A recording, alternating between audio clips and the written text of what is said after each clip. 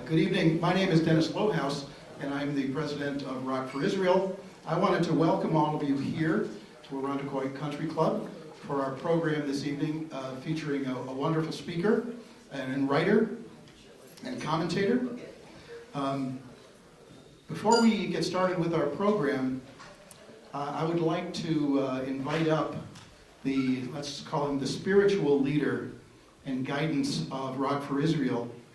That is Rabbi Shaya Kalimnik, who would like to make a couple of introductory remarks. Rabbi?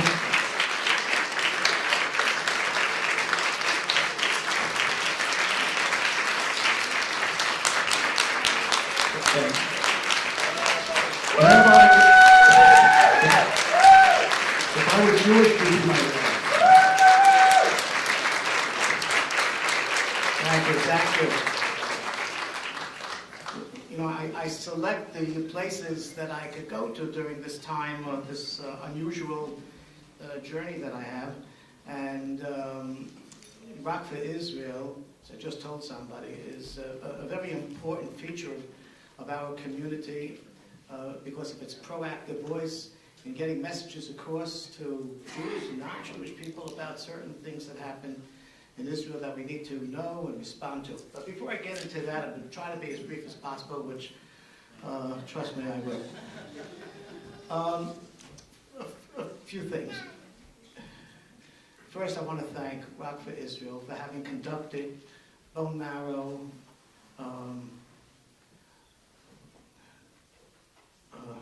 not searches. Drives, bone marrow drives, right, thank you, okay. That's one of the problems with chemo, you don't have the immediate command of the language. But in any case, I know that it took place at first at Saba Grill, JCC, Hillel School, TBK, and also in the 19th Ward. It's a Kiddush Hashem.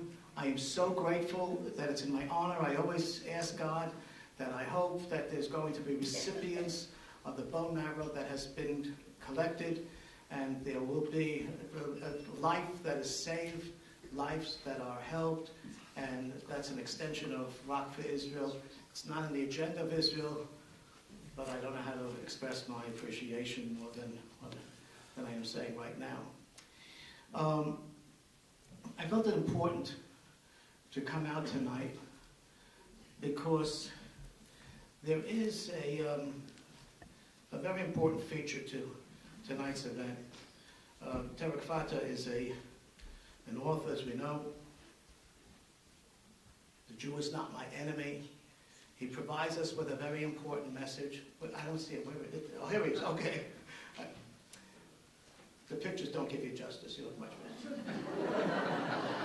And I also want to thank Dennis Kessler for arranging for you to be on the Evan Dawson Connection show.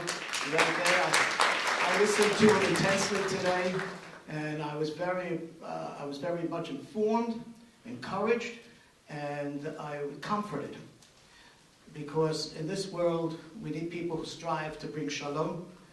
We need people who have to combat the negatives. That's what I want to talk to you about for one moment. I have learned from the very beginning when I found out that I have bone marrow cancer that a dear friend of mine, you probably know Dr. Sid Sobel, and many others said, Rabbi, the cure is between your ears. You have to think positive. And let me tell you, one of the most difficult things is purging negative things from your psyche. Got to get rid of it. You can't heal with that. You really can't. I always try. People tell you where I sit and try to get some relaxation in my house. I have my Chumash, I have my Mishnah, I have other Svarim, and then the rest of it are all books on jokes. I listen to Seinfeld 3 times a week. Rodney Dangerfield. All of it. You have to infuse your body with positive. And on a serious note, unless you're able to purge the negative, unless you're able to rid yourself of misinformation, negative information, nothing gets healed in life. So there is a problem that we have. We know that we have been, unfortunately, plagued with terrible anti-Semitism, with terrible things that we've seen on YouTube, and an unbelievable misrepresentation of Islam that has haunted us. And it's important for us to know that when we talk about major religions, we're dealing with good people who are journeying throughout life and their search for God in their particular persuasion. I have a good friend, comes from Afghanistan. He's one of the supervisors at the kitchen in a Jewish home. His name is Kais. And every year, and he's a devout Muslim, he's the one responsible for koshering the kitchen for Pesach. And he does it with a great amount of pride.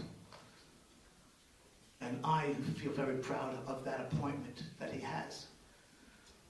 So in your book, The Jew is Not My Enemy, we also have to write books. The Muslim is not our enemy. Hatred is our enemy. Negative energy is our energy. And I hope at the end of the evening, that's what we walk away with. And thank you so much. Welcome to Rochester. It's a pleasure. Thank you all for everything.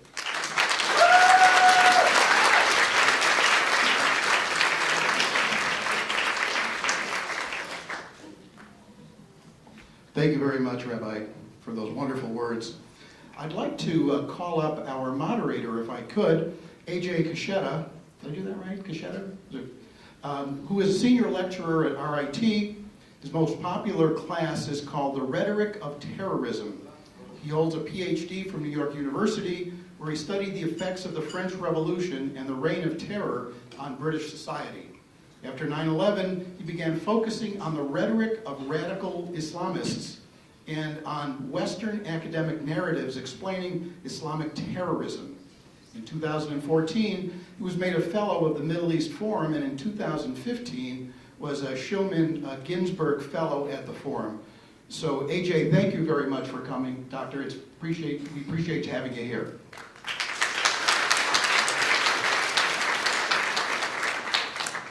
And to our main speaker, first of all, thank you very much for taking the train to see us here today.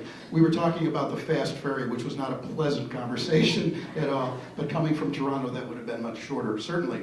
Tarek Fatah is the founder of the Muslim Canadian Congress, he's a columnist at the Toronto Sun, host of a Sunday afternoon talk show on Toronto's News Talk 110 AM radio, and a Robert J. and Abby B. Levine Fellow at the Middle East Forum. He's the author of 2 award-winning books, Chasing a Mirage, The Tragic Illusion of an Islamic State, and The Jew is Not My Enemy, unveiling the myths that fuel Islamic anti-Semitism. So without further ado, ladies and gentlemen, please welcome Tarek Fatah.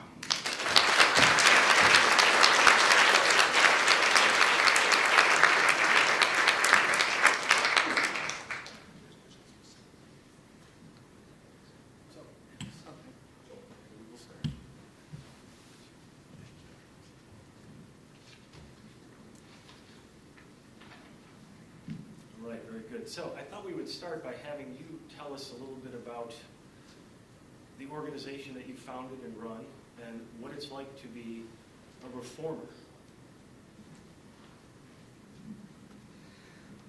Well, thank you very much for inviting me. Shalom, assalamu alaikum, namaskar. I see a lot of people here from not just Rock for Israel, but outside that fold as well. Thank you for coming. Thank you for inviting me. Just want to make one thing clear. I don't believe in any reform. My emphasis is on strictly focusing on the First Amendment and keeping religion out of politics. I or anyone else, whether they are neo-atheists or secularists or deeply orthodox, can't lay a claim to have completely understood what needs to understand about life, what makes cancer survivors live when others die, what makes me alive. I was given 3 months to live with a tumor on my spine, got paralyzed, and I'm walking, and I never go to a mosque. So I don't know who's looking after me, nor can I claim that. What we've tried to do in our organization is to find a place where the enemies of joy can be identified, who are usually the enemies of women, who are usually the enemies of gay and lesbians, who are usually the enemies of black people, and when you count that all in, the Jews are not too far. And of course, Hindus, who are the sworn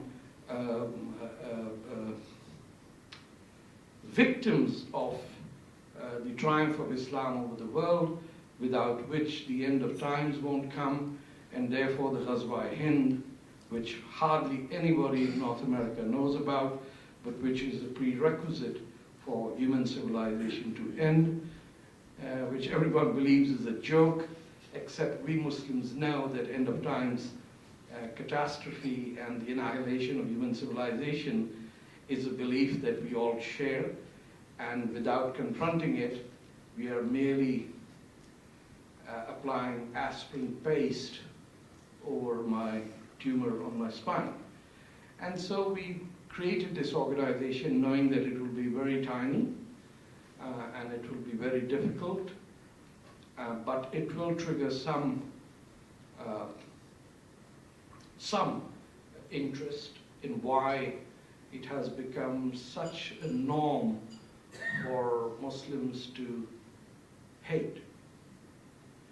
And part of it, we understand, is a lack of accomplishment in the last 500 years, whether it is my cane or this microphone or the electric lights or this, the auditorium or the chairs. Everything has bypassed us since the turn of the last millennium, which is the year 1000. Ever since then, we are at a standstill. By we, I mean the Muslim community.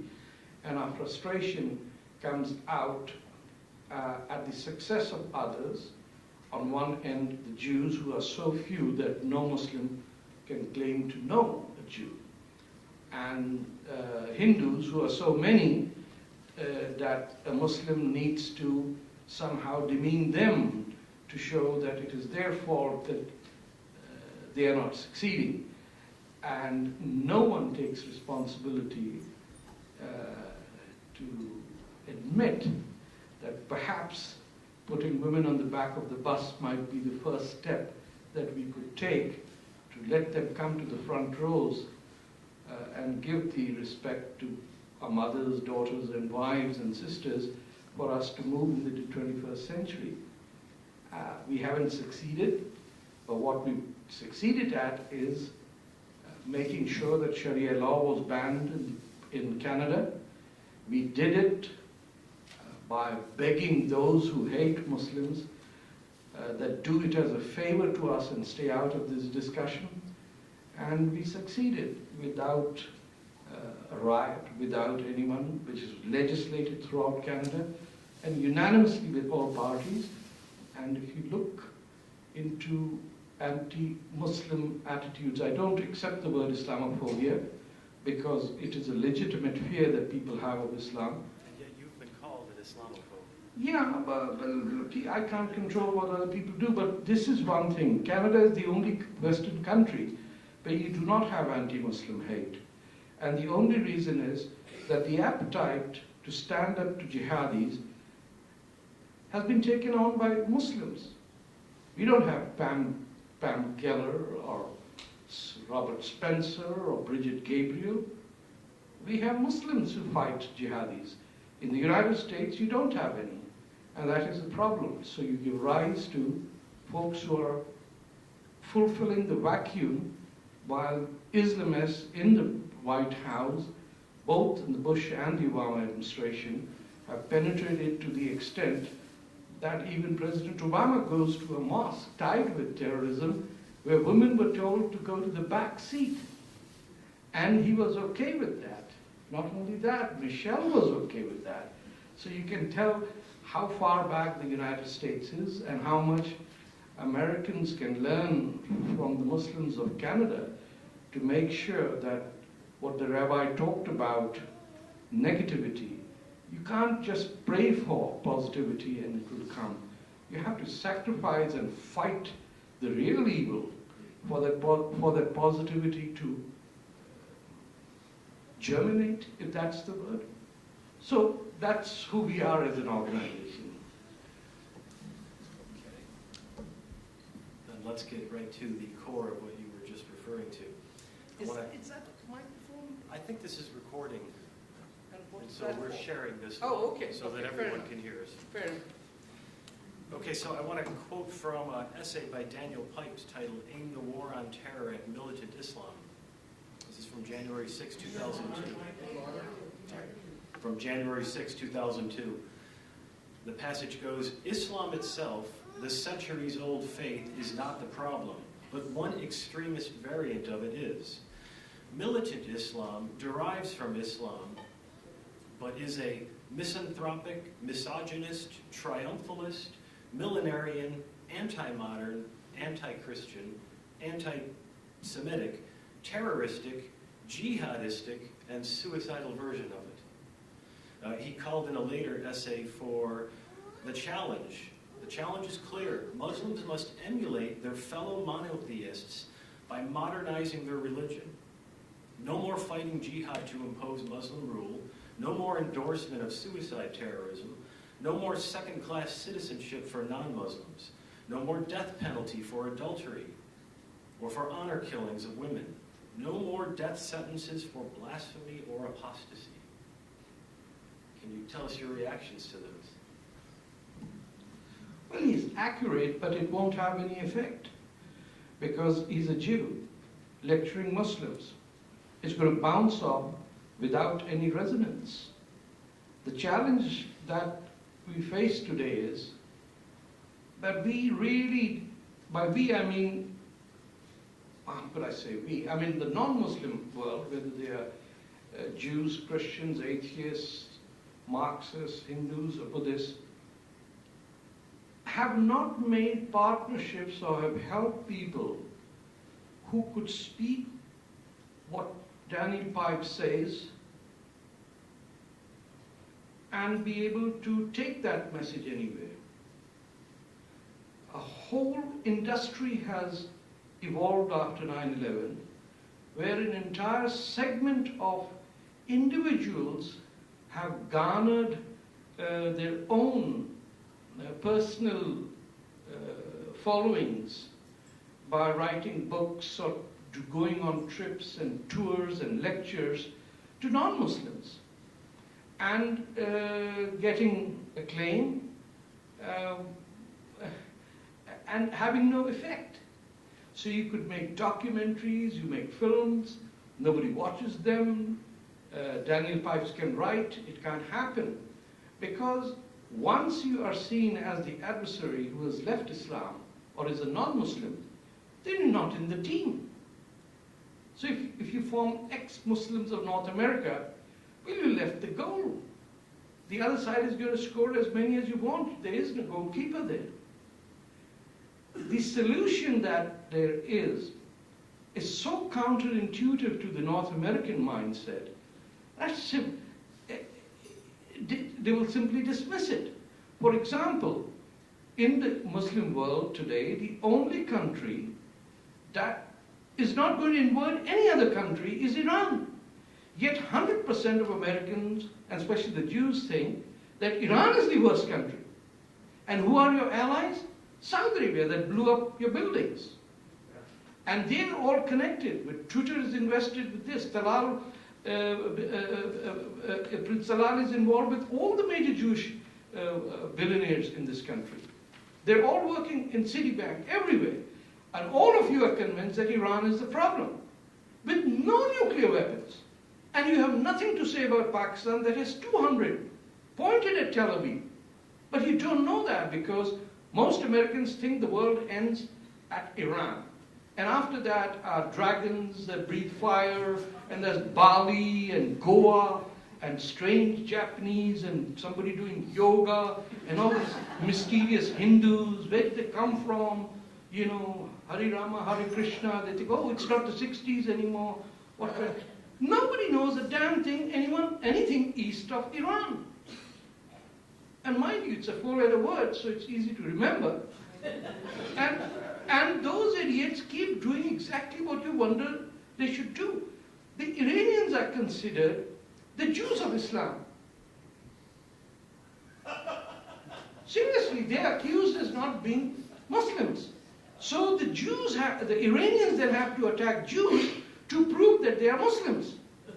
And the Jews don't understand that the very people that Muslims call Jews in their anti-Semitism you consider them to be your worst enemy when it's not a fact.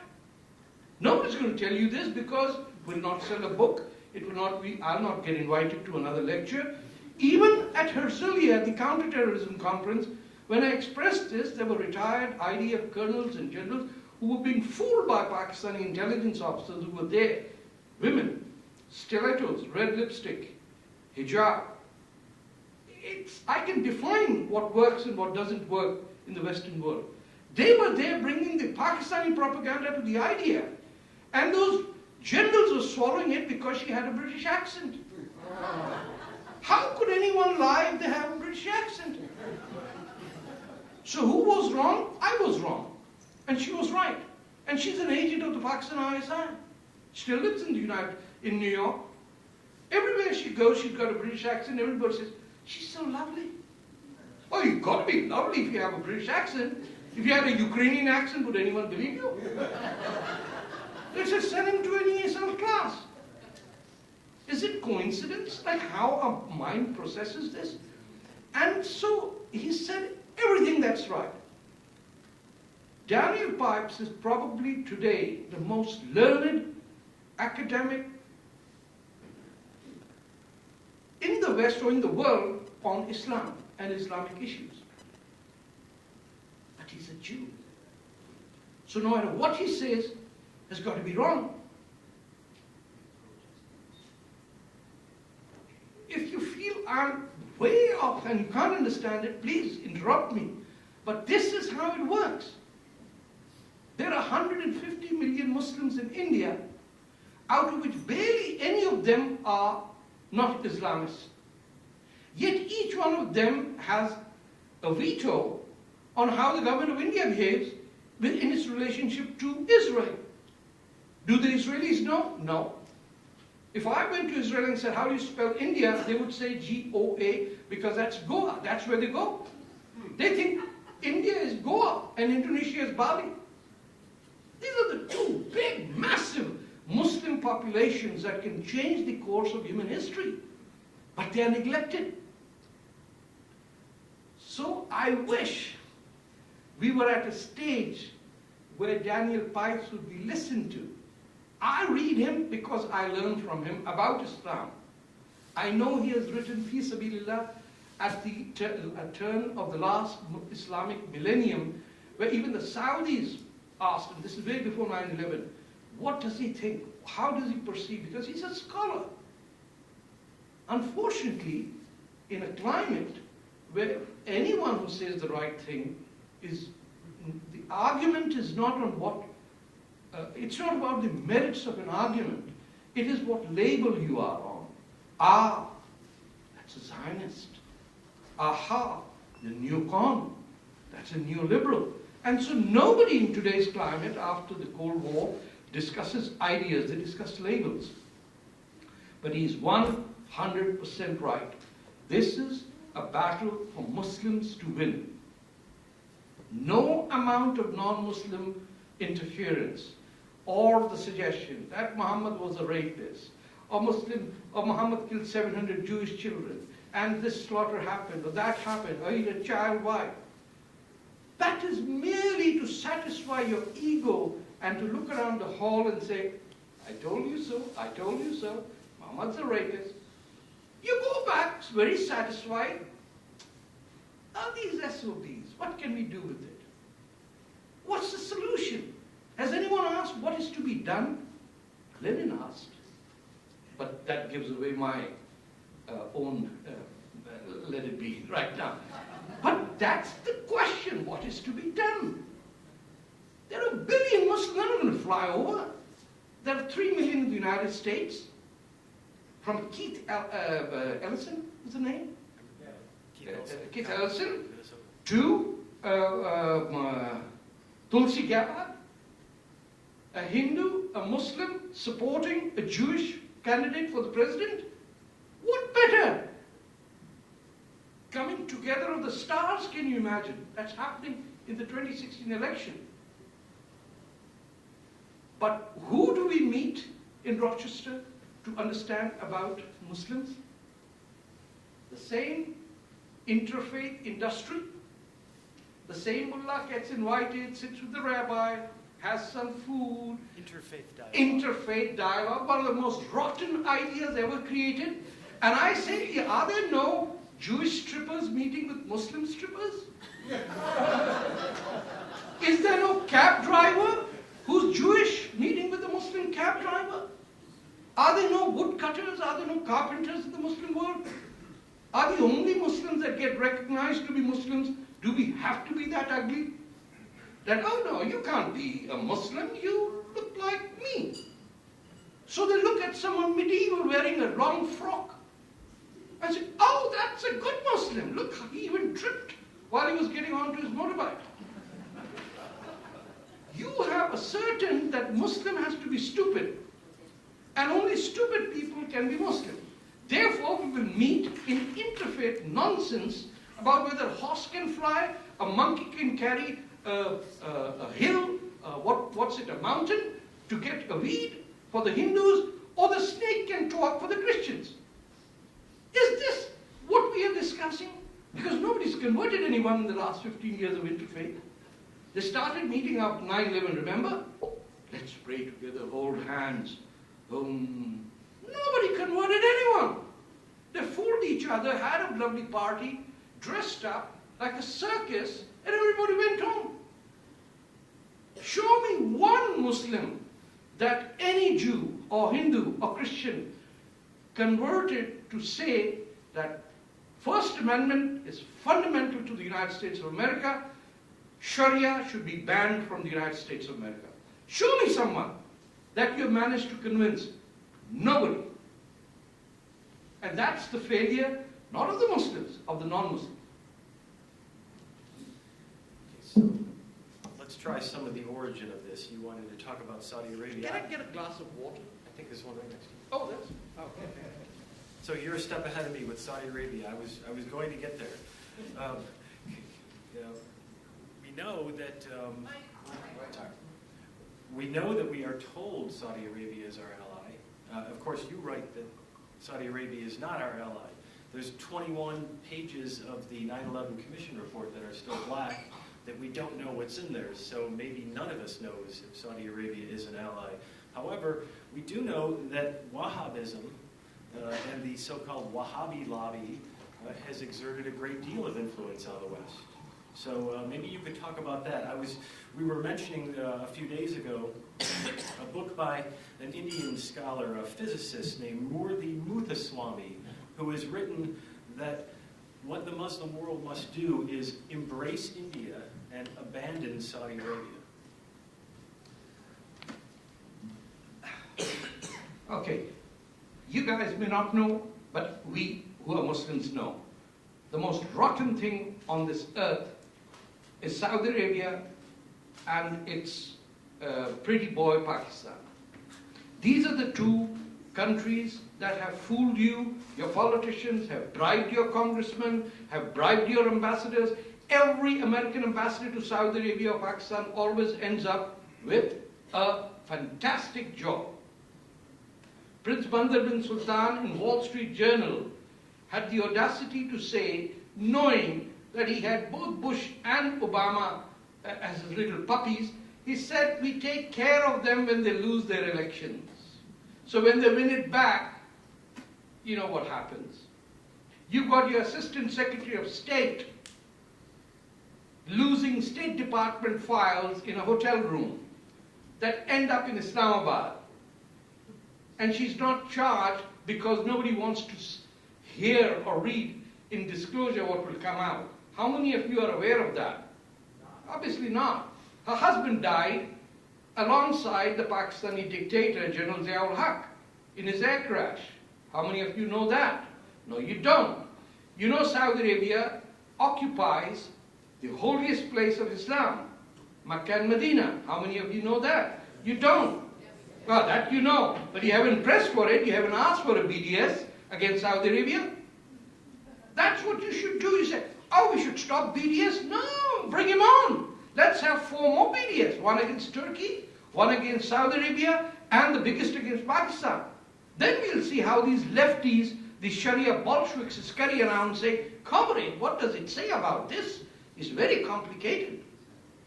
Because now you've got the dumbest people going to the left. Up till 1990, the smartest used to go, because it's not easy to read Marx. Now you don't have to read Marx. In fact, to be a Marxist, you have to be a millionaire. You have to have enough in your estate funds to say, Dad, can I go on a sabbatical to Turkey? I says, okay, go. When you come back, we'll keep the vice president position open for you. That's the communists of today. And they have no clue that the BDS has to be fought by having a BDS against Saudi Arabia. It will disappear. Saudi Arabia is the occupation of the Kingdom of Hijaz in 1924 by the Sultanate of Najd. The Prophet Muhammad said that the Sultanate of Najd is a place where only stench flows. This is what the founder of Islam says about the people who rule the world today in Islam. But Israel doesn't have an Institute of Islamic Studies, which I have suggested should be run by Marxist Muslims, and you will have the best scholarship in the world. But the establishment, all countries, listens to primarily Muslim women, not Muslim men. You will notice this. It's Muslim women who are going around giving speeches, making films, giving talks, and doing absolutely nothing except writing a book that comes up with their face on the cover. So much could have been done by my friend Ayaan Hirsi Ali. But why do it if you've already got, we used to joke when we were young Bundes type of communists in university, that comrade, I got socialism in my home, that's when your pocket money went up, so I'm free now. You work for your own socialism. The left has refused to fight fascism and Islamofascism today. Unless the left does it, it's not going to work. Because the right and the conservatives have been anti-women, anti-immigration, they've been anti-black, anti-gay, anti-lesbian, anti-civil rights, anti-40-hour work week, anti-Saturday, Sunday off. Everything that we today live comes from the left, and the right has opposed it. Currently, it's the right that is right. But who's going to believe it? So they believe the left. And in doing that, you're consolidating and making sure that everything that Saudi Arabia feeds to the West comes really good.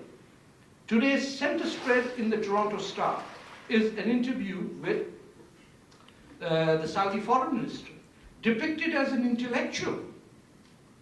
How does an intellectual wear clothes that are every day the same color? Who in their right mind has a wardrobe of 50 suits of the same material, same color, same headdress, and say, oh, what should I wear today? Oh, it's the same damn thing. The whole country's wearing the same clothes. This is Mao's China. Didn't we laugh at them when they would all have grey uniforms with a red book and a bicycle underneath that? We were willing to mock them. But today when Saudis come, where every woman wears the same and every man wears the same, we think, oh, how cute. You know, money brings so much grace to their face. We're prisoners of Saudi Arabia. I have never in my life, I've been in 27 years in North America, seen anyone with guts to protest outside a Saudi consulate. Black Lives Matter? Have you ever seen a black activist demonstrating against Saudi Arabia where black people are called Ya Abdi, oh my slave? That's how they address black people. Every time a Saudi prince comes, everyone who complains about anti-Semitism is there at his reception. He's Prince Badr Sultan. Badr Sultan, oh my God, fighter pilot. Unbelievable how subservient the United States of America has become to one of the most evil places on earth. And the Saudis have convinced everyone in the United States of America, Iran is the problem. A country doesn't have a dog whistle. It's just buying its first planes because it got money. They're going to attack Israel? No, they haven't attacked anyone except slapped themselves for the last 2,000 years. That's what the Iranian does. Is there any Iranian here? Shia? No. My wife's a Shia. That's what they do every year. They beat themselves into pulp. They slap themselves. They cry. The most poetic people of the Middle East. They have not done any aggression against anyone. Where they do, the press misses it. Last week, an entire village, every male member and boy was executed. Did you hear of that? No. Only today the Independent picked it after me. Shamed them. 150 male members and boys in a Balochistan village slaughtered. Oh, none of the Netanyahus of this world were worried about that. I don't think he knows that Iran occupies Balochistan. They don't even know that in Pakistan, Balochistan, there are 200 nukes. I'm sure the intelligence knows, but they don't want to disturb Saudi Arabia because Saudi Arabia paid for the nuclear program. And the Saudis have off-the-shelf nukes stored in Saudi Arabia made by Pakistan. The BBC has done the project, silenced and removed from the BBC. Saudi Arabia today is the evil empire, not North Korea, not Iran, not all these other Kazakhstan, Tajikistan, or anyone. Pakistan provides the manpower, the San Bernardino killers, the New York Plaza attack, the 9/11 mastermind, Khalid Sheikh Mohammed, all Pakistanis. What does America do? Pump $20 billion as reward.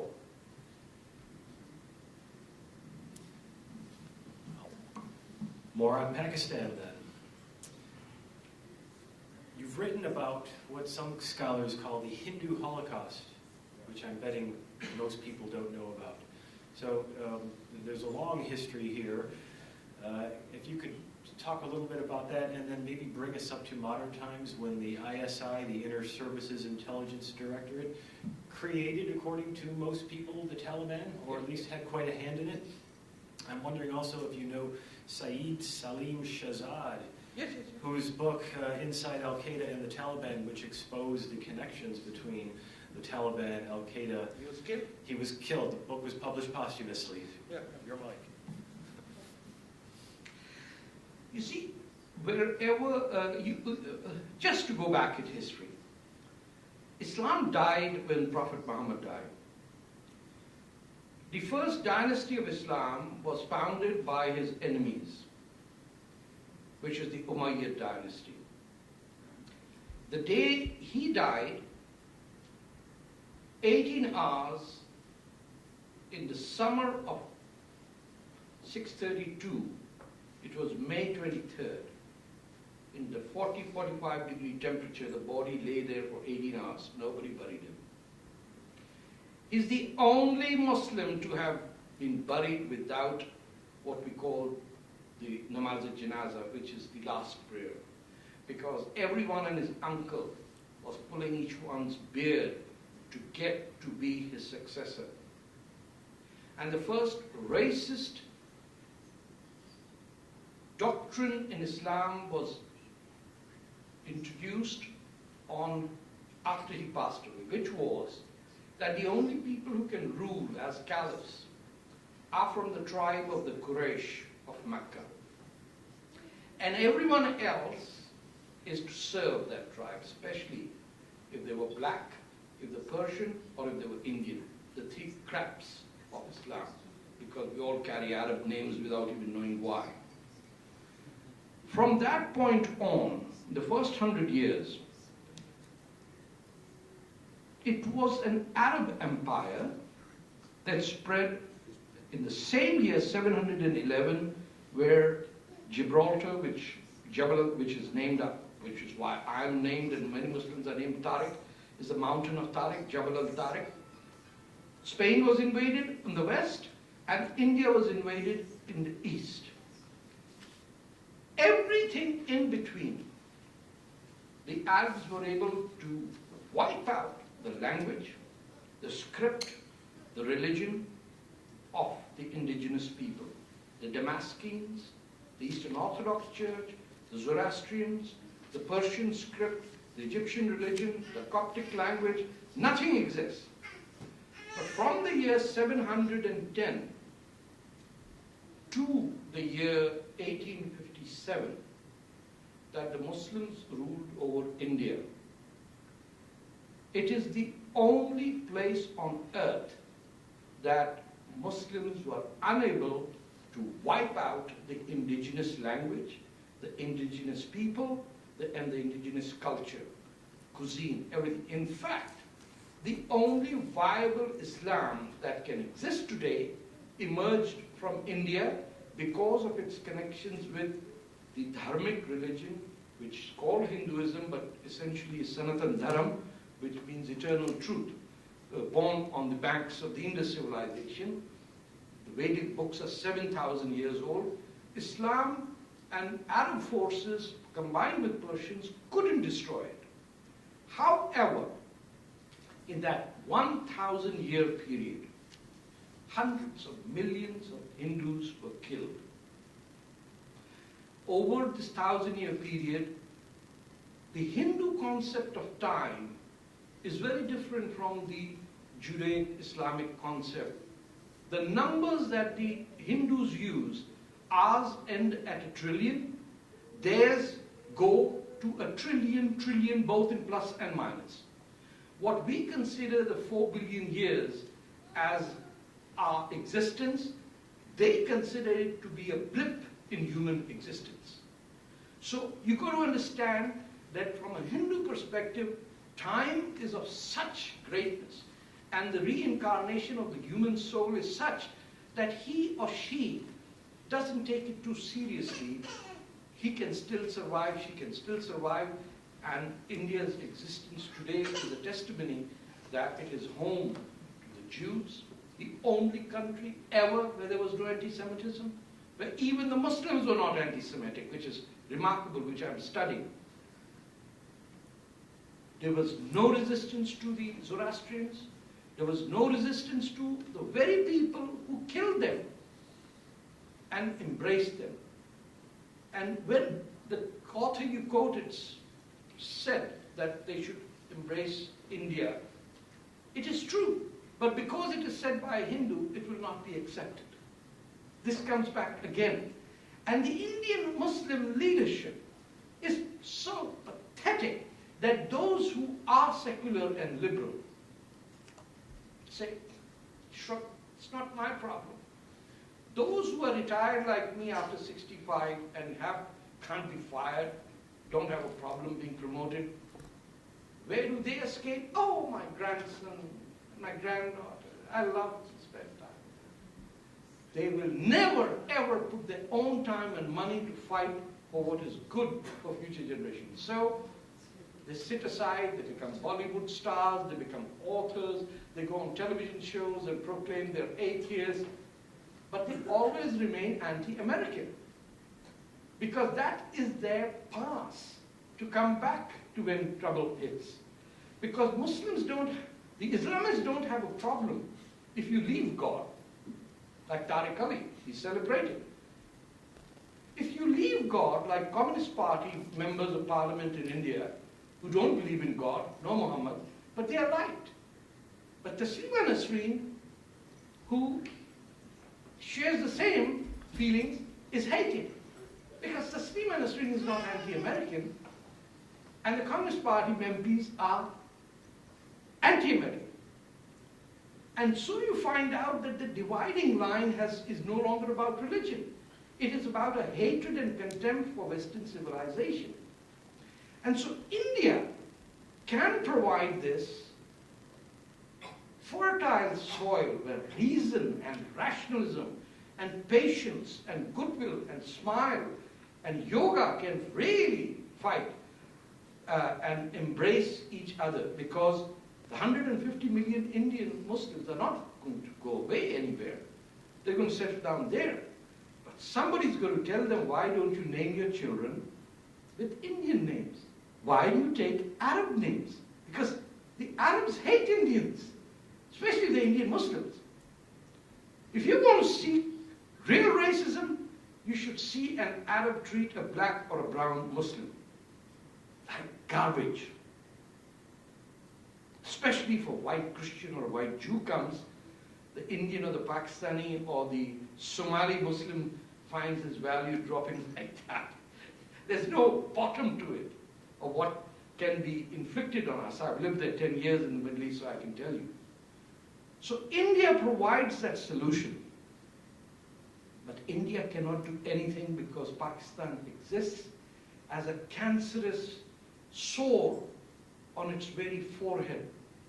No matter what the Indians do, the Pakistanis undermine it by attacking it, by sending terrorists across the border, by committing a genocide that is going on in Balochistan, which, by the way, is as big a state as Germany or Poland. And the Indians are beyond belief in being fooled by the Pakistanis. After losing 3 wars, the Indians still reach out and say, as the rabbi said, let's talk something positive. Not realizing that there is no hope of even an iota of sincerity in what the Pakistanis do. Why? It is the first Islamic state ever created in all of human history. Remember that. And it was created by the Brits and the United States as a buffer zone to keep the Red Army from joining up with the Indian Congress that were allies with the Communist Party of India at that time in 1947. No one wants to study this. Nobody wants to know how rotten the hands of the United States of America and Mr. Churchill are in creating a buffer state. And today we are reaping the harvest as we do. And until and unless both Saudi Arabia and Pakistan disintegrate into the natural states of Hijaz, Najd, Balochistan, Pakhtunistan, Sindh, you will not have peace on earth. Guaranteed. I heard you say on the radio the other day, you emphasized 1967 war as the origin of Islamic anti-Semitism. And I wondered, what about earlier than that? What about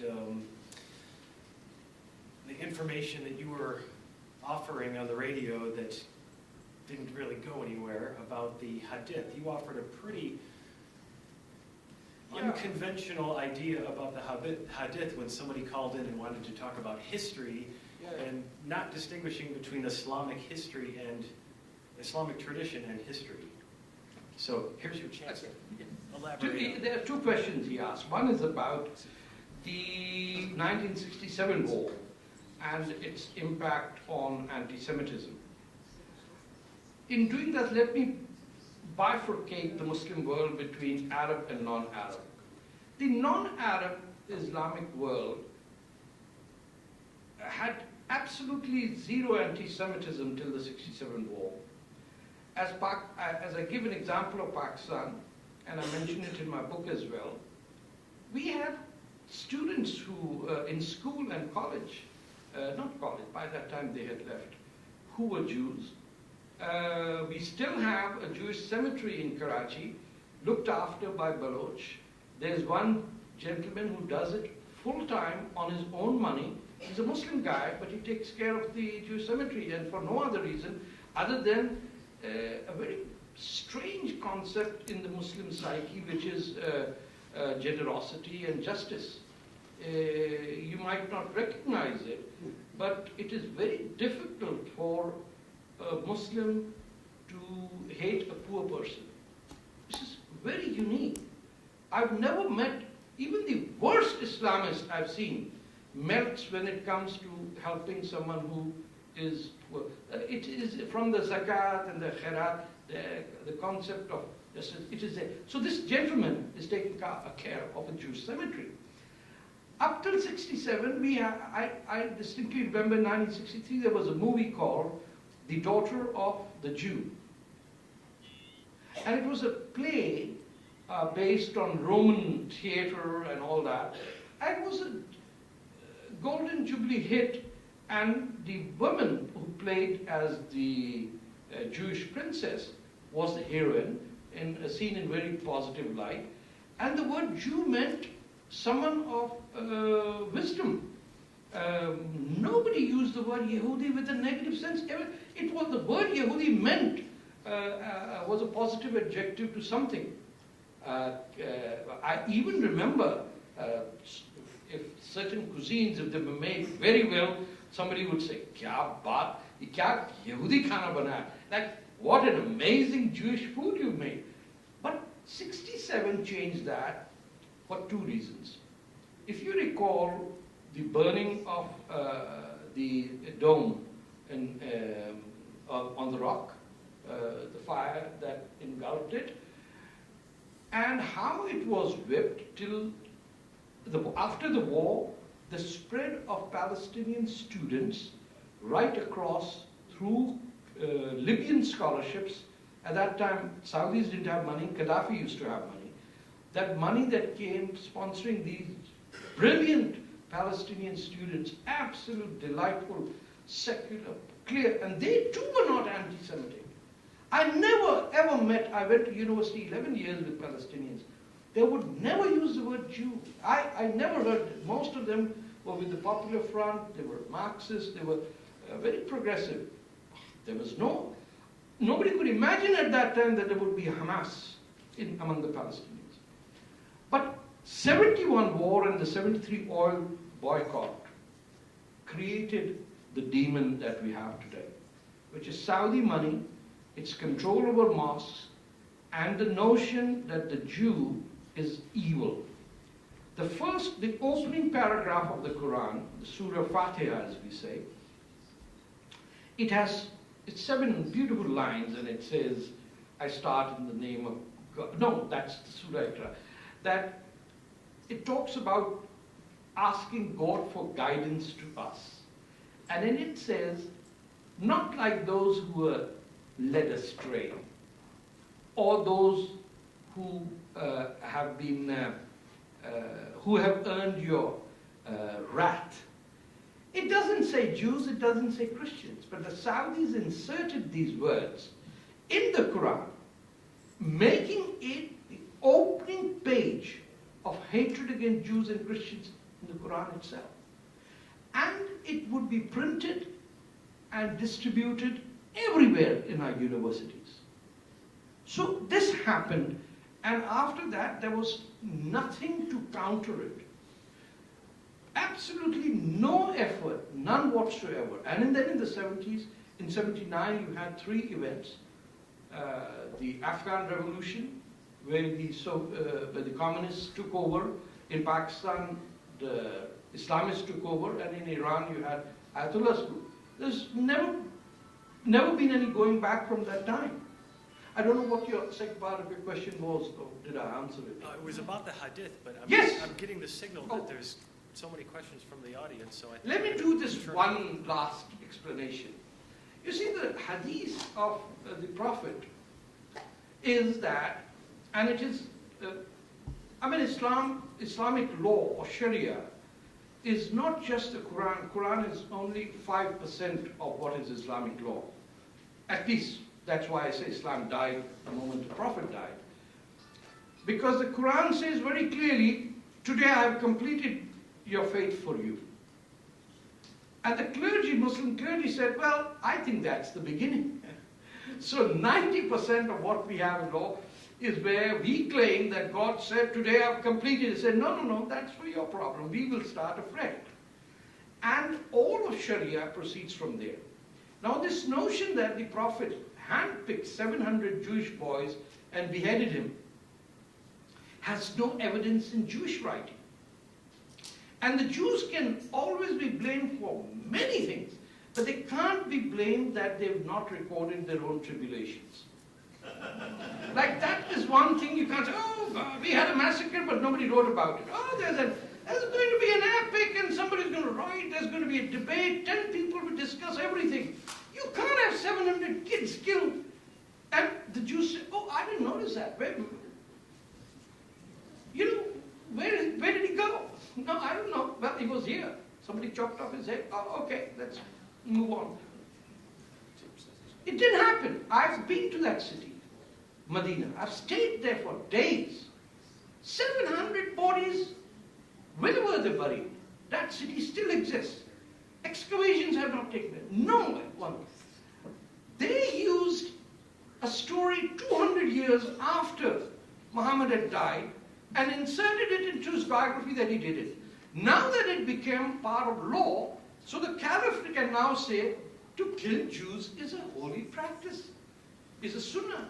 Whatever Muhammad does, a Muslim is supposed to do. So Muhammad killed Jews.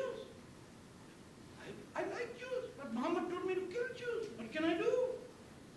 I have to go to paradise. Well, virgins are waiting for me. I got to kill a few Jews. That's how it has become. And when you present this, and everyone among the Jewish scholars who quotes this slaughter quotes Muslims. There is no evidence. If you take the 6-volume history of the Jews by Grass. It's not there. I mean, this is the 6th volume that was in everyone's home throughout the 18th, 19th century, or maybe later. It doesn't exist. I went back to the books written by the Portuguese writer on tribulations of the Jew. No mention. So the Muslims created this so that they could invoke Muhammad and be anti-Semitic. And the Jews, instead of counteracting that, they said, that's fine, I think this works for us. We can say that the Muslims are basically crazy, anti-Semitic. Instead of saying there is no evidence to it, everyone is saying, of course there's evidence to it. It suits all sides. So a complete baseless lie has today become the mythology on which Bridget Gabriel and Robert Spencer and everybody and his uncle who hates Muslims keeps on saying, hey, they're murderers, they're rapists. What can we do with them? So this is where everything written on the hadith or the life of the Prophet can easily be negated with a very simple argument with which I'll close. That all the Muslims who converted to Islam under the Prophet did it before the Quran was even revealed. So what is it to be a Muslim? Obviously you don't need the Quran. Now, I'm talking blasphemy now, but I'm talking facts. If it took 23 years for the Quran to come to earth, and most of the Muslims around Muhammad, whether it was Ali or Abu Bakr or his wife Khadija, or the 110 who after 10 years went to Medina to take safety under the Jewish city of Medina, how did they become Muslim? Obviously they didn't have the Quran or the Hadith, which means I could be a Muslim without. Because all I need to do is follow monotheism, follow the Jewish practice, and Islam ultimately becomes Judaism planted on Arab pagan culture. That's it. Wow. Now they are. One at a time, no interrupting. And then Tim Altier will come around with a mic, and we'll go on from there. Okay? There you go. Thanks for your comments. I just want to, there seems to still be a perception in the Jewish community that there is a blurring of lines between anti-Israelism and anti-Semitism. There's no longer the polite political distinction between the two. In fact, in this weekend's Wall Street Journal, Mr. Al-Levi, a professor from the Shalom Hartman Institute, made this statement about the Palestinian media, which repeats an almost daily message that the Jews are not a real people. They have no roots in the land, and their entire history is a lie, from biblical history to the Holocaust. And the current wave of stabbings is blessed for every drop of blood that has been spilled for Jerusalem. Every martyr will reach paradise. So, given this kind of verbiage and this attitude, the question is, how can there ever be a concept of getting along with each other and understanding you don't have to get along. Who's asking you to get along with anyone? But how do you deal with that? You deal with it by building a wall and letting the Palestinians have their state on the other side. By not being susceptible to the situation, saying, how will we fulfill our labor needs? It's not simple. You are building a wall, then let the people on the other side join Jordan or have a Palestinian state. You cannot do this endlessly to cater to every settlement being built by Palestinians who would then want to blow it up. Isn't it true? All construction workers are Palestinians from the West Bank. There are no Israeli workers working over there. Nobody wants to work at that wage. So, Jew hatred should be called Jew hatred, not anti-Semitism. Some of your language is so, by the time you can explain what is anti-Semitism, you lost the argument. People hate Jews. You, Jews. People hate you. It is called Jew hatred. Why are you complicating it by being Jews and making it anti-Semitism? Where you first have to say, what is Semitism? And then the Arab says, I'm a Semite. Then it's the argument lost. You're using European arguments in the Middle East. That language was effective in Warsaw, or Berlin, or Moscow. This is Cairo, Karachi. This doesn't work there. They hate you. You understand that? What do you do about it? Well, you don't do anything about it. Why do you want to live with people who hate you? There is a Jewish disease to go towards death. Why do you want to go there? Give independence to the Palestinians. They deserve a state. Only you can give it. The Palestinians, if they wanted a state, they could have had it in 1948. They could have had it in 1967. They could have had it in 1956. They could have had it in 1971, 73, 1984, 1980. I could go on and till Ehud Barak, one of the finest, brightest soldiers and politicians of that country, was humiliated by that Yasser Arafat. You should have said, God, guy's so ugly, we're not going to deal with him. I'm serious. Why would you deal with Yasser Arafat? You could have dealt with George Habash and you could have had a deal. This guy was a tribal, medieval monster from the Muslim Brotherhood that the Americans brought in from Cairo. You know, you brought him, flew in him with Saddam Hussein as a CIA man, as if the American Jewish community doesn't know this. And if they don't know it, you better knock on the doors of your rabbis and your academics. Well, why don't you know it? You should work hard to establish a Palestinian state, to finish this nonsensical argument once and for all. And if you want labor to work on your farms, we'll get you from India. Right? I'm serious. The Hindus will come work with you with utter delight. Go to Kerala or Tamil Nadu. Some of the finest urban workers of all time you find over there. And if you need real people, we'll get you Pashtuns who are from the Israeli tribes in Afghanistan. But stop trying to make friends with Arabs or Pakistanis. No.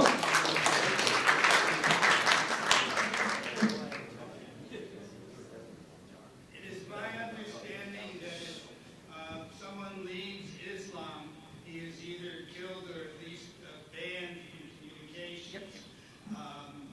Obama left Islam, or allegedly left Islam. Why isn't he?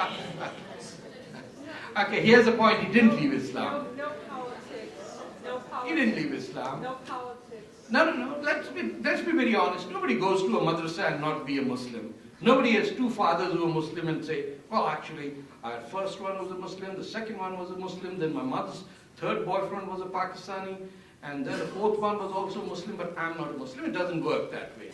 Like Tarek Ali, like many other people, like many secular Muslims, Obama was educated in Indonesia in a madrasa. You've got to be a Muslim. I'm also a Muslim, so people get me Muslim. Except I have a problem when people deny that they are Muslim. That's what makes them evil. He, from my perspective, is a Christian who goes to church, but once you've been through the madrasa system, it's incorrigible. I mean, even the Muslim communists start with the first line of the Quran. They don't even know it. They say, Comrade Bismillah Karo, which is the first three words of the Quran. there's going to be some Muslim over here. Najib was here, right? Am I right? Look, I told you. These are people who don't believe in Islam who use it. It's culturally embedded. I mean, you cannot go to an Indonesian madrasa and say, oh, I went there, but I've been to his madrasa. Go to Jakarta and see it out. First point was that when you're expelled from Islam or you leave Islam, you are killed. You know, throughout my time in university, almost everyone I knew was an atheist. We would go in the university bus singing parody about Quranic verses. We're still alive. You have a tradition of atheism in Islam that the Jews don't know about. What's the name of the Persian, the Baghdad, Mansur Hallaj? Have you heard of him? Mansur Hallaj, under the Caliph Harun bin Rashid, considered one of the most enlightened people. He was, except he had 200 concubines. That's a separate story. So Harun, this guy comes up, he's an atheist, and he says, and I'm God, which also is a double meaning, I'm the truth. But if you do a mathematical equation, if truth equals God, and I am the truth, therefore I am God. So they said, well, now that you've said you're God, you have to die. He said, fine. So they took him to the bridge over Baghdad, and they chopped off his arms, and burnt it with tar, and gave him a last chance, and the Caliph came in the night. He said, oh, goodness sake, man, just tell these mullahs you're a Muslim. He said, no, I won't. And so Mansur Hallaj's head was chopped off. The mythology, I'm talking of the 10th century. This is when we had all the mathematicians. And the number 2 guy in every Islamic court used to be a Jewish rabbi. These were the good times. So his head was cut off, and the mythology grew that as the head rolled down the bridge, it said, Anar Haq, Anar Haq. And every Muslim culture today celebrates Mansur Hallaj. You explain this contradiction. Every Indian Muslim poet has mocked God, mocked Islam, mocked everyone. Punjab, where the Sufi saints and the poets came, everyone said, I mean, there is a poem from, God, I forget his name. He says, you went to the mosque to pray to God, and there you thought of the girlfriend who dropped you out? I mean, this is in the mosque. And people sing to him. The problem is that you guys are meeting in interfaith dialogue with idiots. That's what I'm saying. You need to get a few Muslim strippers and sit them with Jewish strippers. You get carpenters to carpenters, cab drivers to cab drivers, feminists to feminists. You think in all of America there are no industrialists? Then there is a guy who even owns a football team on the West Coast, a billionaire. There's the Brunei Sheikh who comes here with a harem full of plain, and then he pronounces, the Sheikh of Brunei pronounces edicts on Islam. And he's playing a lot of hookers that he brings along. I am in the tradition of the great Islamic caliphs. Take from the right hand and the left hand and the left hand. What bullshit? You're just having a party in America. Everybody knows there's crap going around. But when the non-Muslims take this on, for example, you've said that. Deep down in every Muslim psyche is, he spoke against my team. You're against the Redskins, eh? I'll puncture your car. You know, I won't let you out of the parking lot. That attitude is good. There's the absence of sense of humor of Muslims in the United States is unbelievable. I'm telling you, go to Afghanistan and there are religious leaders who are joking about God, right or wrong. Right, he's from Afghanistan, the Pashtun area, so he knows. This is not what we grew up with. I dated my wife in 1970. We ran away. My daughter's named Natasha. My mother is fainted. Her mother-in-law was crying, but what is her name, Natasha? I said, in Russian, it means good daughter. Really? I said, you won't have an Arabic name. We wanted to call her after a Hindu goddess, but people, when they heard, our friends told us, I won't be able to meet you. You can't have your daughter's name an Indian name. An Indian cannot have an Indian name. For crying out loud, can you imagine a Jew saying, I can't have a Jewish name? What will people say? What the hell will people say? You're a Jew, you have a Jewish name. Now, I would like to go as St. Patrick, you know. Not that way. So, we are dealing with the wrong people. This is not about center inquiry. This is not atheism. I have to respect the religion of my mother. She gave birth to me, and I can never insult her. That's what I owe to her. You know what the word rahmah, rahmat in Arabic is? Its root word is from the uterus. The giving of unqualified love, without any unconditional love. That is what is rahmat. If my mother gave birth to me and she's a Muslim, I'm not going to insult her by saying, Mom, when you say that Muhammad flew on a horse, why didn't he fly on a swan? I actually did ask her when I was 12.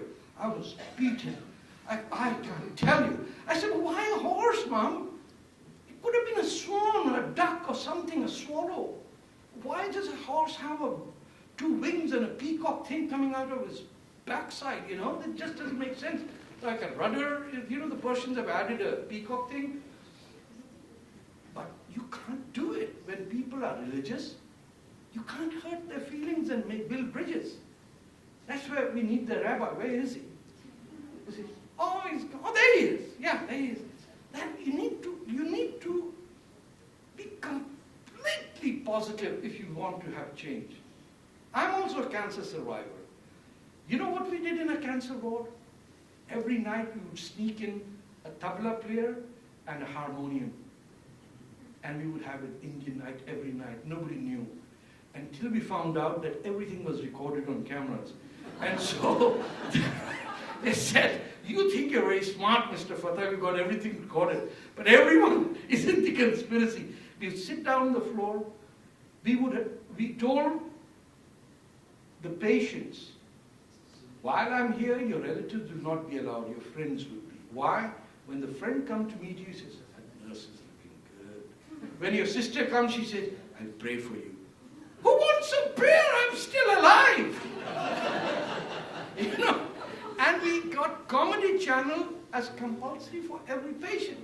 Why? If you are laughing and you're happy, you can cure your own angers and your anguish. And you say, man, I'm going to die. What the heck? Let's have a party, you know? So anyway, I've digressed enough to...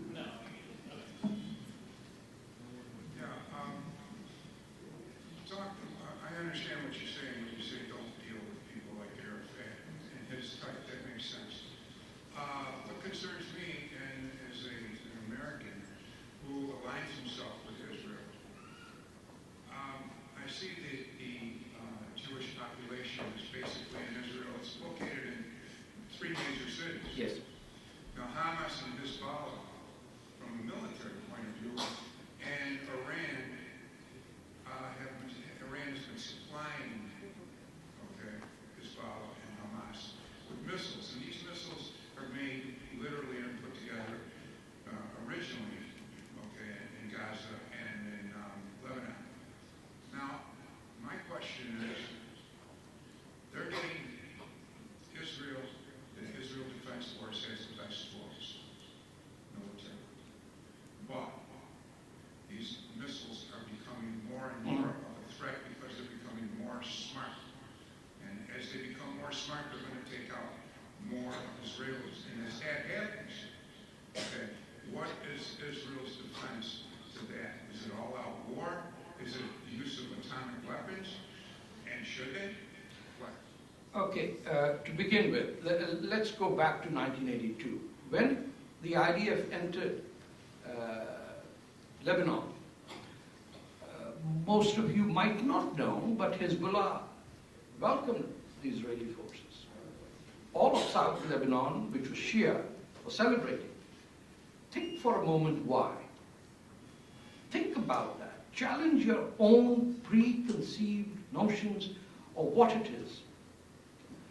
Hezbollah has to prove to the rest of the Muslim world. Hezbollah till the 20th century couldn't say that they were Shias. No place in the Islamic world could a Shia Muslim say he was Shia except India. Even Iran was a Sunni country. It was wiped out by a person who's known for other things, but he is the Saladin. When he conquered Egypt, he wiped them out. And all of them ended up, some in Yemen, and from there, India. So you have to understand this. The Arabs, Shias, were always in secret. When the Israelis came to South Lebanon, the Christian population over there, as well as the Shia, welcomed the Israelis because it was for them an escape from the tyranny of the PLO that lived from its headquarters in Beirut. Right, sir? Okay. When the PLO was vacated from Beirut, they were dispersed to Sudan, to Tunisia, to places around the world. It is the mistakes of the Israelis that the people they could have been allied with had to become their vocal enemies. And one of the reasons is that till 79, Israel had excellent relations with the most hated man in Iran, which was the Shah. Okay? So if I am fighting against a dictatorship, and Israel is a country that does deals with Iran for no reason, I cannot even understand why bright, brilliant people like Golda Meir and others were hooking up with the Shah, one of the most disgusting characters that ever was created by the CIA. Knowing, the Israelis knew that he had no support in the country. The Israelis at that time associated, the Iranians associated Israel with the Shah. So whether you're Mullah or whether you're Mujahideen Khalq or the Tudeh party, which is the Communist Party, or the Fidain, or there were about at least 20 groups that overthrew the Shah, and the Mullahs took it over. That's because France allowed it to happen. Have you ever wondered where Khomeini was all these years? Take it further. Take it to today. Yeah, take it to the day. Till today, not a single Israeli politician has ever criticized Saudi Arabia or Pakistan. What do you think Iranians think of that? The only country that can nuke Israel is never criticized by Israel. Think about it. I'm not saying what is right or wrong. I want you to ponder over this. Who is making the brightest Jewish community of all times, which lives in the United States of America and Israel, so blind that they cannot see 200 nukes pointed in their direction? And all the long-range missiles are said to be aimed at the Nicobar Islands near Singapore. Indians over here would know about that. And they laugh at it. You think Pakistan's built a long-range missile for 300,000 kilometers to hit an island somewhere in the South Indian Sea? No. It's pointed at you. And you don't want to talk about it.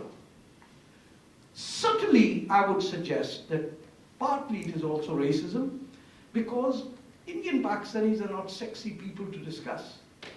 We eat with our hands, we have brown skin, we are not rap artists, you know.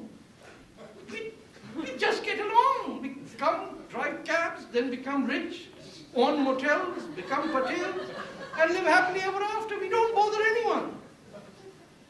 We even convert our religion, become that idiot from Louisiana, what's his name? Bobby Jindal. He changed religion 3 times. We got into the wrong Christianity, then so oops. You're Catholic, say, okay, let me go Catholic. Or South Carolina, what's her name? Nikki Haley. Who changes their religions to become elected? These are docile people. Nobody pays attention to us. And that is why, under your very nose, a nuclear power will hit you, and while you will be looking at Iran. Ask yourself, why is it that no Israeli, no Jewish politician, no member of Senate, no one wants to talk about this? Because $1 million accidentally in your bank account as a former ambassador or an undersecretary of state is a wonderful thing to happen. The Iranian missiles? You've got to have something in your head to do missiles. Missiles do nothing. You created the bogey within yourself to justify yourself. How can I say that I can guarantee? I can tell you something from history. The Persians have not invaded anyone for the last 3,000 years. They probably won't do it. They won't. There are too many Arabs in the way. And they have no problem with Jews because they're called Jews. Why would they kill Jews? Their whole essence is from Judaism. The Jews don't know it. How many of you know that Shias are considered Jews by the Arabs? Right?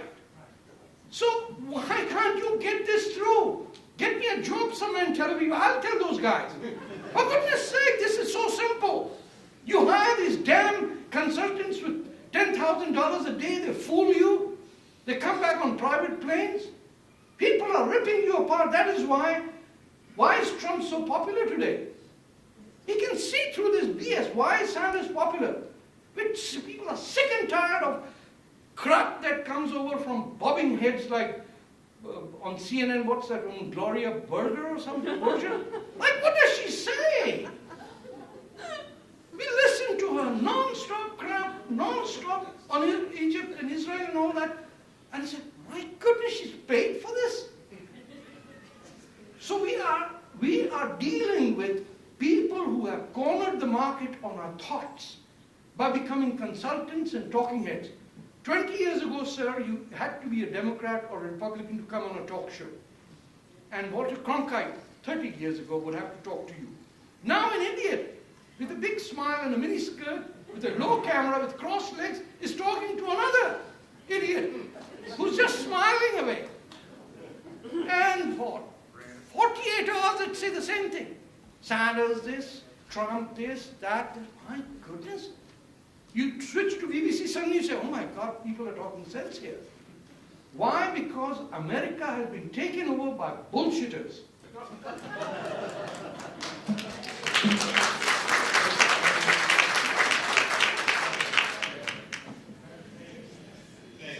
Yes. I've enjoyed your perspective on both Pakistan and Saudi Arabia. I think it's very helpful to understand the threat that exists there. Let me ask you something. I'm a little confused about your position on Iran. You characterize them as not the real threat, but what do you tell Americans and what do you tell Israelis when you hear things like that? Iran is now paying the equivalent of $7,000 to every family of a martyr of the Infantata in Jerusalem? Yep. I could say it. Iran's ambassador to Lebanon said this Wednesday at a news conference, and then Iran's going to pay $30,000 to the families of terrorists who basically bulldoze homes. I get, look, if it's a bidder's war in an auction, they're just outbidding the Saudis. They're looking for legitimacy, who's the good Muslim. They don't give a damn one way or the other what happens. The Palestinians hate them. When did you ever see an Arab marry an Iranian? I'm serious. If you look up the marital announcements of the last 25 years in your city, and you find me one Persian who married an Arab, one Palestinian who married an Iranian, I will just keep shut up. These people don't talk to each other, they hate each other. Except you don't know that. And Muslims come to you and talk dishonestly because they check first. What would this audience like to hear? Clarion Foundation. Let me see what they have to say. I'll say exactly what Clarion Foundation wants to do. Clarion Foundation will put a movie out. Nobody will listen to this movie. For example, I'm not criticizing what they produce, but nobody believes what they say. Because it's Clarion Foundation. You know? So, the truth is that I am sure Israel is doing this. Israelis should have a second-tier relationship with the new people elected today in Parliament. Every mullah lost his seat in Tehran. How did it happen? In Saudi Arabia, even if you take the entire government out, every Saudi is anti-Jew. Guaranteed. That's how they manufacture. That's why they wear the same clothes every time. It's like a Fiat, you know, you keep pumping out 600s. What are people? They wear the same clothes every day. Everyone wears the same clothes. How is it possible? I mean, somebody should do an academic study on this. I mean, you've got to be crazy. The Chinese got rid of it instantly. You know, they're tired of wearing the same grey uniforms, red book in your hand, bicycle. But forget about that. So, today what happened in the elections is an eye-opener. In Tehran, they lost every seat. In Iran, you will not find anyone who's anti-Israel. In Saudi Arabia, you will find no one who's pro-Israel. Who is your enemy then? How is it that all your venom is directed at the country where you don't have enemies? And the country that produces the most ghastly form of human existence, that burn people and chop their heads, are not ISIS, it's Saudi Arabia. A young man tweeted that he's an atheist, he's got 20 years in prison. I didn't see Barack Obama or the AIJC or anyone say, oh, we'll fight for him. There are people dying in jails today, nobody's asking them to fight. Everyone talks about Iran. Oh, for goodness sake, run away from the damn thing. We're tired of this Iran stuff. You've taken Iraq and given it to Iran. Now what's your problem? Did Iran ask for the Americans to spend $10 trillion or whatever they've done? Oh, we want that country. Could you give it to us? No problem. We'll kill 50,000 for our own soldiers. Then we'll give $1 trillion and then we'll package Iraq and give it to you. That's what you did, didn't you? You presented a country to your... And then you're saying, oh, we have a problem with Iran? Why the hell did you go to Iraq? You idiots! How could a man go to Iraq when even the Prophet's family couldn't go there? They slaughtered every member of the Prophet's family in Karbala. I'm sure you're aware of that. Every member of Prophet Muhammad's family was slaughtered in Iraq. By who? By Muslims. Where did they find refuge? In India. Hindu kings gave refuge to Muslims. The first mosque of Islam was not in Mecca. It was in Kerala. But they're short, dark people, so we don't care. We like fair and lovely, as they say. Sorry. Hi, can you define Islamophobia, Tarek? Oh, God. Look, what's his name? The late British atheist who died of cancer.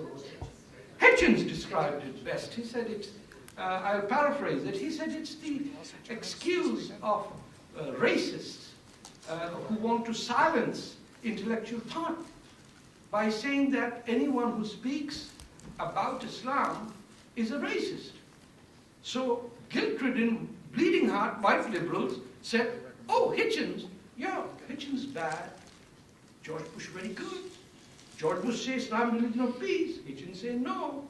Therefore, we will oppose Islamophobia. What do you mean you're Islamophobia? I can discuss it. I can criticize it. During Muhammad's time, people criticized Islam. Who the hell are you to anyone in care over here? The Muslim Brotherhood in Rochester and the ones sending funds to Hamas to determine what I can think or not. People have to say one day, and let me say it here, I'm an Islamophobe. Done? So, let's go to the next step.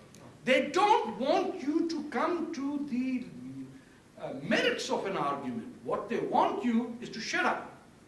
So they can put a sticker on your face and say, no, speak the English. Shh, finish. No, I speak the English. I came to America to speak my mind. Or I would have stayed there. In Egypt, Pakistan, or Afghanistan, the goddamn places where women are killed. And those who are civilized are sent to the back of the bus. And then you have Barack Obama saying, oh, they look so cute at the back of the bus. Why wasn't there a protest outside Obama's visit to that mosque? Nobody came. 3 Muslim women came. One, a convert from Nigeria. The other was Asra Nomani. And the third was, I think she's a Pakistani woman, from Pashtun woman. 3 women. Only 3 women. No newspaper reported that there was a protest at the place where Barack Obama entered the mosque by 3 Muslim women. Disgraceful. Because they all worry about their next contract to the Middle East. Do you know how reporting is done nowadays? The work is done. Imagine if you were a Chinese and somebody said, you don't speak Chinese. No, I don't speak no English. Okay, good. So we'll send you to Washington. And you report for us from there about what's happening in Washington. And she says, how am I going to do that? Oh, don't worry. We'll hire some white reporters and call them fixers. So the Chinese guy goes there, and all he has to do, go to a room at the end of his assignment for 15 minutes. Mao Zedong speaking from this room on a square, blah, blah, blah, blah, blah, blah, blah, blah. What he's got for 10 minutes is something written by a white guy. It's not going to happen. But white guys go to China without speaking a word of English, without speaking a word of Chinese, without a word of Hebrew, without a word of Arabic. And what do they go? They stand there in the middle of a battle zone. Now reporting from this rocket's flying over, Hillary Clinton dying. Nonsense! You liars! You get hold of senior journalists who work for you. Instead of calling them stringers, you call them fixers, as if they are bringing whiskey and women to your hotel room. Fixers? That's the term American media has created in their racist view by depicting people of color who don't speak English but are fluent in Swahili or whatever other language they want, and told them, I'm smart, look, I appear before a camera. I stayed the entire 30 seconds. All 30 seconds. I was there and I gave a report. Well, work done by somebody else. So you're being fed crap by people who are crap, who are giving you crap because they want to retire and become a consultant. And that consultant is usually Saudi money. And all that the Israelis are doing is anti-Semitism, which every time I have to explain to someone, why don't they call it Jew hatred? I don't know, these are Jews. They never do anything simple. Imagine if you call anti-Semitism Jew hatred. It's very simple. You'd be able to flush out the garbage just like that, Put a magnet through, steel scrub and everything will come apart. But you don't do it. You're stuck in the Warsaw of 1942. This is another world war. This is worse than Hitler. Hitler wanted to take over this world, destroy, wipe out Jews, but command the world and rule it. Stalin wanted it to bring communism to the rest of the world. Al-Baghdadi wishes to destroy human civilization to take the connecting flight to paradise. If you can't get this seriousness of what is Islamic fundamentalism or Islamism, you miss the boat. This is serious stuff, people. These people wish to annihilate human civilization. They are not there to rule over you. They are there, and I use this expression often, they treat Earth as a transit lounge. They don't concern themselves who runs the kitchen, who runs the toilet, and who runs the coffee shop. All they got to do is look at the sign and say, when is my connecting flight? The moment it appears, pick up the bags to paradise for the virgins. This is not a joke. This everyone believes.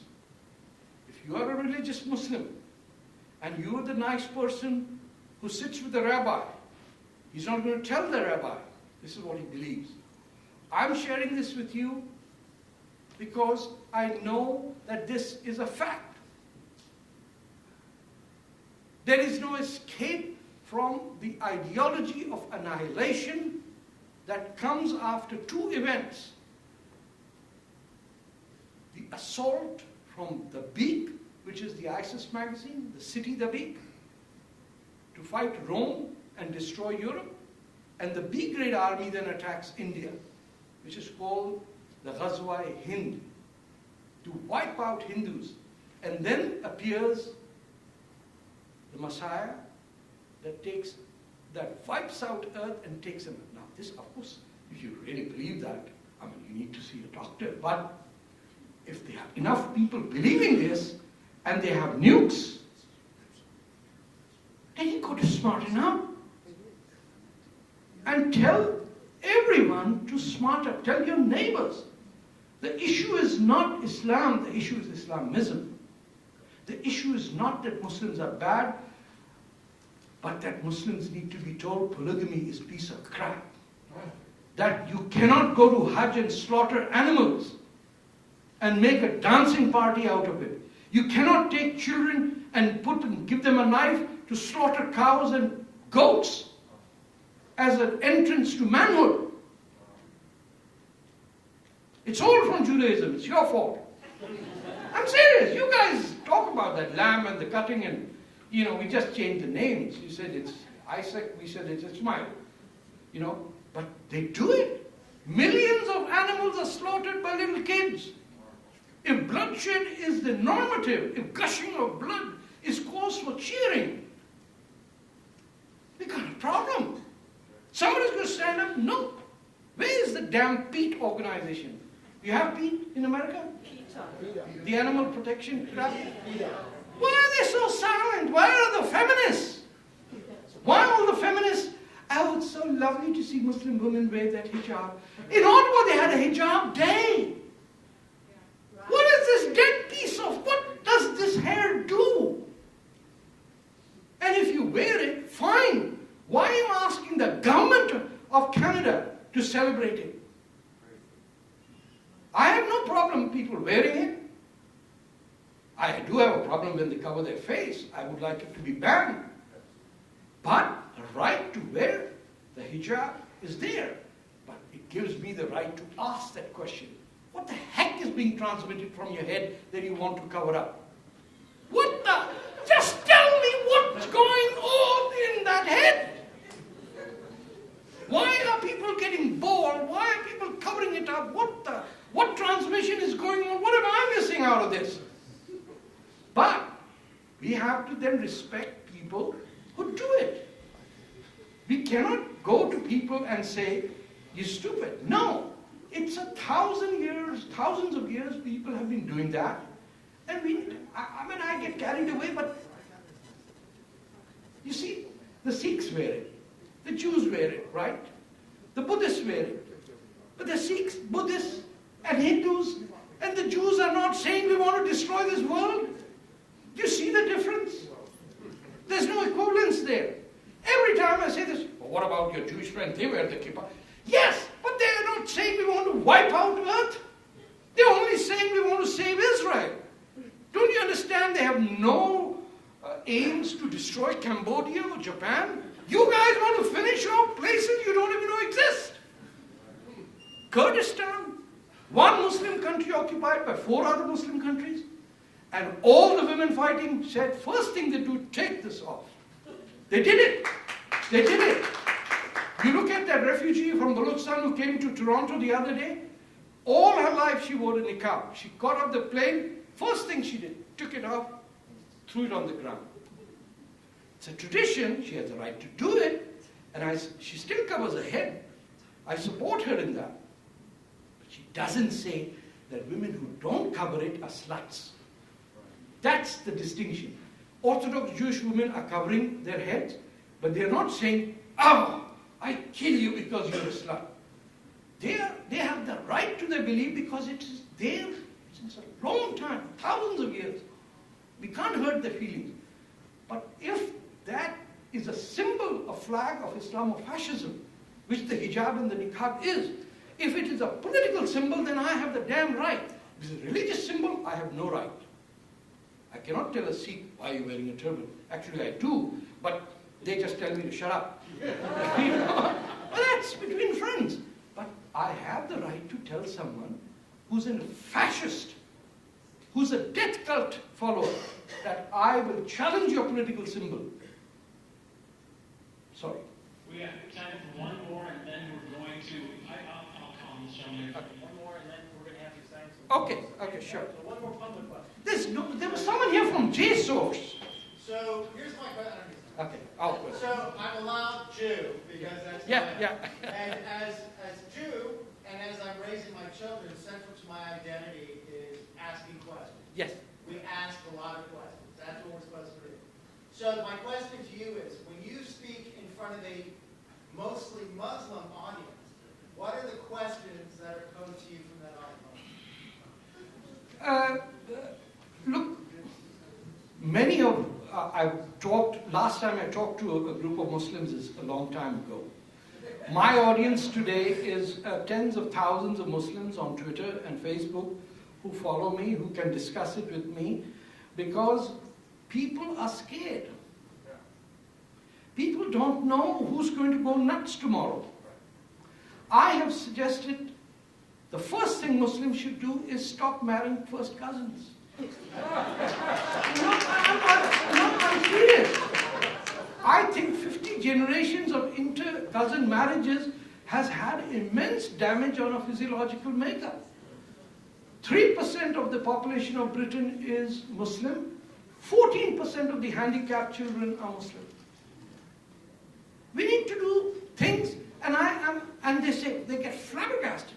What do you mean? The Prophet did this. I said, the Prophet is not suffering. You are suffering. I have no scientific evidence, but the low IQ that I see taking place from students who get out of Harvard and then go to kill someone, you have a bloody problem. So they don't want, even those who agree, tens of thousands. I think about 130 or 40,000 on Twitter, many Muslims, and they converse with me. I have arranged weddings for at least 15 young Muslim women who were not allowed to get married. I conducted the weddings, I got them registered, I work with them, and I never tell them to abandon Islam. I say the Islam that you have to wish is basically monotheism. If you are not comfortable with deep tradition, you just have to be a decent person, clear the neighbor's snow, and you're a Muslim. Because that's what essence, an ethical, decent person would be. I don't want to tell them, it's very bad. No, don't what? They threaten me. They would like to, nothing better than to knife me out. But then they set up a page when I was under cancer where you could pick a prayer against me and curse me. They're pretty well in IT. So there was a page where you could click and a prayer would play for God to paralyze me, or Ya Khuda, Ya Allah, kill him, or make him blind, or there was even one to make me impotent, and it was genuinely, I said, oh, this is serious. But anyway, but then I lived. So maybe there is someone up there and he listens. But it has to be done with deep empathy for your enemy. You can always greet a friend. The real test of human being is when you greet your enemy. That's the real challenge. So next time you meet a Muslim, say, tell us some jokes about Islam. And tell him he will have, or she will have some, bet you. Thank you very much. Thank you very, very much. So perhaps we could have you sit here in the chair. Yeah, sure. And if anyone in the audience has a book that they would like him to sign, we'll have the next 10 or 15 minutes signing some books. Thanks very much. And thank you all for coming. We appreciate it.